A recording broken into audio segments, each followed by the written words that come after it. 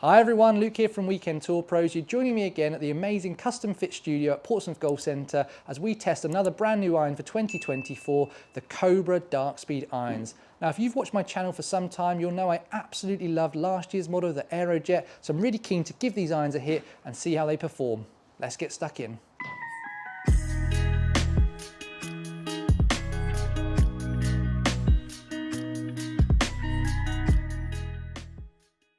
So I've just got the Cobra Darkspeed iron in my hands for the very first time, and before we start hitting shots, I just want to tell you a little bit about the looks and the features of this iron this year. The first thing we need to touch on is the colour. It is different to most other irons out on the market today in the fact that it's not chrome. It's a slightly darker colour, maybe more of a brushed nickel effect, or at least it feels very similar to my brushed nickel Vokey wedges, and it's very similar to the Callaway Big Bertha irons that were released at the back end of 2023. So if you want something that's going to stand out and look a little bit different in your golf bag, I think you'll really like these because they definitely appeal to my eye. I think they're a really cool looking golf club. Now in terms of those game improvement features, we have got that slightly thicker top line, which does always inspire a little bit of confidence. We've got that bottom groove on the front of the face that's drawn in that white paint that just helps you to line up the ball and your club perpendicular to the target and give you more chance of finding target more often. Both features that I really love. And the other thing to notice with it down at address is you can't see any of the back of the club sticking it out. I know there's a lot of you that want the benefits of a game improvement iron, but you don't want your club to look like a hybrid. This certainly doesn't do that. Again, it'd be interesting to see if that is the case in the longer irons, but certainly not the case in 7-iron upwards. If we turn the iron over, we have got a slightly chunkier, thicker sole, which again helps with that ground contact and just gives us that little bit more forgiveness. The one thing I would say is the way Cobra have rounded it off at the back of the iron, it doesn't make it feel or look as chunky as it potentially actually is. So overall, just a really nice looking golf club. Now a couple of the features that Cobra talk about this year, and the main one that I read about, is they have made this iron range this year completely hollow body, which they've then filled with a polymer to help with the acoustics and the feel. Now what they're saying is by taking inspiration from metalwoods and following that hollow body construction, they're hoping to generate a little bit more ball speed, a little bit more launch, and hopefully generate a little bit more spin off of their HOT face. They've also got their power shell and their power bridge technology, which they're saying are going to help with that launch and those ball speeds. So really interested to see what happens, because we have got a 27-degree lofted 7-iron, which is a really strong loft, and I'm really keen to see what ball flights we get out of it, because I'm expecting some good distance given that loft, but it's only useful if it does deliver a really strong ball flight, very similar to my own 7-iron that's a good 3 degrees weaker. So really keen to hit some shots and just see how this iron performs. Let's do that now. Caught it a little bit heavy and I've pulled it a little bit down the right, but it's still launched quite nicely. Always the concern with a golf club with such a little loft on it is it isn't going to get out into the air, and that has amazed me actually. I've hit that a little bit heavy, yeah, super high on the face. Still got 78 mile an hour club head speed. The ball speed at 106, definitely not the fastest you're going to see out of me. I can get up to high 108s, 110s on a really flush shot, but to hit it a little bit heavy, it go up the face and still carry 155. Obviously that spin at 3.3 is incredibly low because of the quality of strike, but it's still got out there a little bit. Super forgiving start from the Cobra Darkspeed irons. Oh my God, that's gone so high. Mega high. Absolutely sounds like I flushed it as well. Sheesh. Interestingly, still caught that a little bit higher up on the face than I do my own irons. You'll see this when we show you the strike location later. Ball speed of 111.6 is mega fast. Carrying into the 160s at 162 again is above what I would normally get. Total of 173, spin at 4550. I'm normally spinning my irons just under the 5,000 mark, so we'll keep an eye out for that, because again, with that lower loft, you might expect it to be a little bit lower, and that would maybe be the concern with such a strong loft. But the interesting thing, the launch at 18.7, that peak height of 84 feet, and that land angle of 44, they are super impressive ball flight numbers. And this is where loft on its own isn't everything. You know, we talked at the beginning there about how Cobra are saying they've taken inspiration from the construction of a fairway wood or a metal wood design with that hollow body construction. And as we know there, you can get an equal loft with a fairway wood and then a long iron, and they perform very differently in terms of launch and spin profiles. This one has definitely launched incredibly high and with a steep land angle, despite the fact it's only 27 degrees of loft. That golf shot has super impressed me. If we continue like that, these irons are a winner.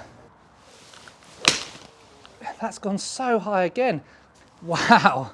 Ball speed 114, carrying 166, totaling 176. Spin again, 4573, 2 good strikes in a row, near identical spin. That one's launched, gone higher and landed even steeper because I've pushed it a little bit down the left-hand side. That is the maximum I'm going to get out of these clubs. I won't beat that for the rest of this video. That's just super impressive because my delivery was so spot on for me.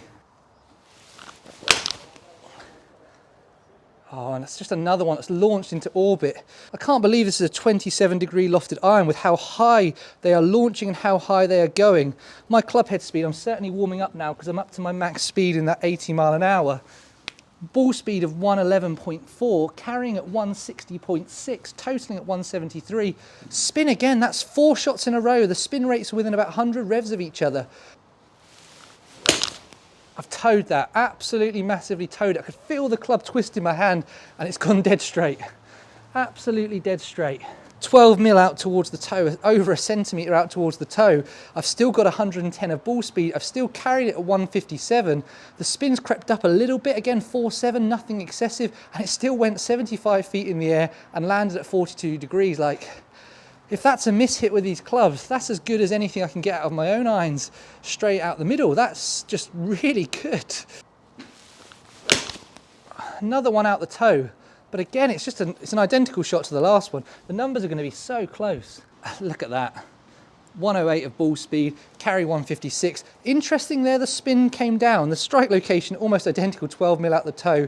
So interesting there that the spin came down just ever so slightly. Peak height, land angle, launch angles, all still really good. So let's just keep an eye on that spin. If I strike it out the middle versus out the toe again, let's just see what happens.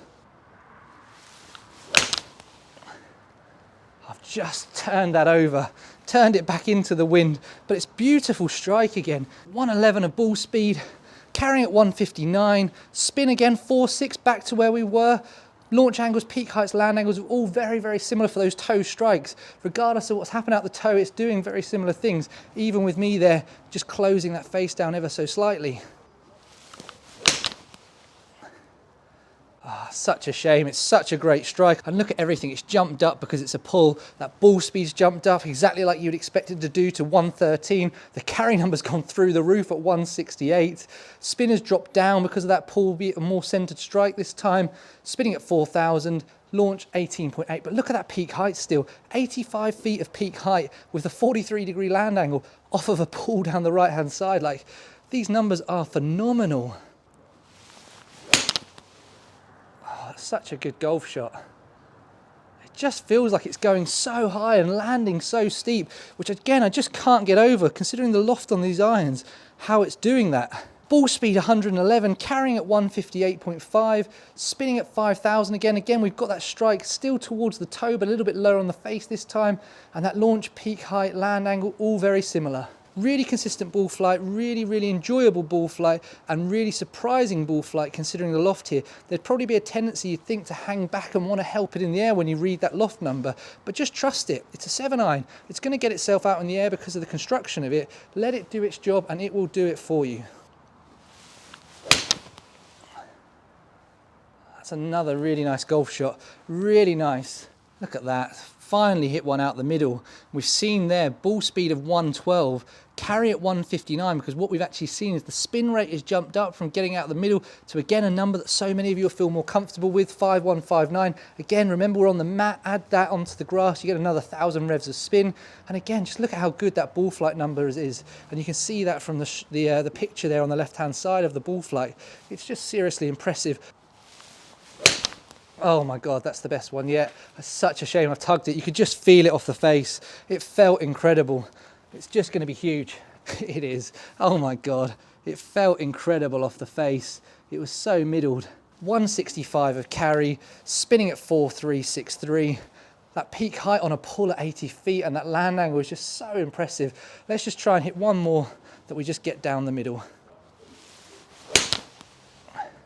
Caught that a little bit heavy, but it's going to be a really nice one to finish on, I think. Yeah, 110 of ball speed, carrying at 159, Total 170, that's 4548 that we saw on so many of the slightly off-centered strikes, launching at 18.6, peak height 80, land angle 43.3. Right, done hitting shots with the Cobra Darkspeed irons. It's now time to go home and dissect all the TrackMan data side by side with a batch of shots I hit with my own 7-iron, the Mizuno JPX 923 forged shortly before I started filming. Let's do that now. So what you can see on screen is the TrackMan data from the batch of shots you've just seen me hit with the Cobra Darkspeed irons shown in blue, and a comparison against a batch of shots I hit shortly before I started filming with my own Mizuno JPX 923 forged irons shown in purple. As stated on screen, it's worth reminding you that the static loft of these two 7-irons is very, very different. The Cobra Darkspeed is a super strong 27 degrees, whilst my Mizuno JPX 923 forged is a more typical of a modern 7-iron at 30 degrees. Now, starting on the left hand side, you can see that on average my club head speed and ball speeds were 1.8 mile an hour faster with the Cobra Darkspeed. The difference in club head speed could be because the Cobra Darkspeed irons are 1/4 of an inch longer in the 7-iron, or it could be that I hit the batch of shots second and was a little bit more warmed up. Now, the concern with very strong lofted game improvement irons is how little they spin. As I showed in the bay, I was able to get spin rates closer to 5000 RPM on better strikes. However, the average of 4459 RPM was approximately 500 revs less than with my own Mizuno irons, so that concern is potentially valid here. However, that concern is potentially alleviated in the ball flights. The average launch angle of 18 degrees combined with 78.3 feet of peak height and 42.4 degrees of land angle are all seriously impressive. Now, whilst my delivery was marginally different, it is worth noting how all three of those data points were higher than with my own Mizuno, which had 3 degrees more loft. And what that all means is that the Cobra Darkspeed carried 7.3 yards longer, which is approximately 5% more distance, and totaled 7.1 yards longer. Now, what is even more interesting is that the strength of that ball flight was actually worth more than the drop off in spin. If we look at the difference between the carry distance and the total distance, we can see that the Cobra Darkspeed stopped 0.2 yards quicker on the green. Of course, in a perfect world, we'd all want those benefits plus a little bit more spin, but I think what this proves is that with modern game improvement irons, the strong lofts on their own don't necessarily mean low shots with no ability to hold a green. As always, I like to show you my dispersion circle, not my best, but far from my worst, and I always like to remind you that these are the first shots I've ever hit with this golf club. It isn't custom fit for me, and I am always using a stock shaft to make the video relatable to any consumer buying off the rack. Finally, I always like to show you my strike location. As you saw in the bay, I was favouring a toe strike on the day. However, there were some more centred hits with the Cobra Darkspeed, and I'm sure that is having a marginal positive impact on the overall data that you've just seen and that we've just talked through. Some interesting and surprising numbers there from the Cobra Darkspeed irons. I still can't get over just how strong that ball flight is from a 7-iron with only 27 degrees of loft on it, and I think overall Cobra have delivered an absolutely fantastic package in these game improvement Darkspeed irons. Now that leads me really nicely back to the question I posed in the thumbnail for this video: are these the perfect game improvement irons? I think they could just well be. Now the reason for that is, first of all, they look absolutely stunning. Now whilst that colour of that finish will appeal to some of you more than others, if we just take a typical game improvement iron and compare it to the Darkspeed, these look a little bit smaller and a little bit sleeker than lots of other game improvement irons out on the market today, and I think that'll appeal to so many golfers who don't want that overly chunky design but want all the forgiveness and all the benefits of playing a game improvement iron. Secondly, as we've been able to see from the numbers, they perform absolutely fantastically and do offer a very high level of forgiveness, particularly based on those toe strikes that you saw me hitting time and time again in the bay today. And third and finally, they come in at a fantastic price point. At £729 in the UK, they are fantastic value compared to lots of other game improvement irons available on the market today. And don't forget, you also have the benefit of adding extra wedges, graphite shafts, or even that one length option that is unique to Cobra as well. Now all that's left for me to say is, if you like the video, please do give it that thumbs up. It really does help other like-minded golfers to find my videos on YouTube. And if you're not yet subscribed to Weekend Tour Pros, please hit that button down below, and if you ring the bell icon, you'll get notified of all my videos as they land on YouTube every single week. Thank you so much for watching. Have a great day. Goodbye.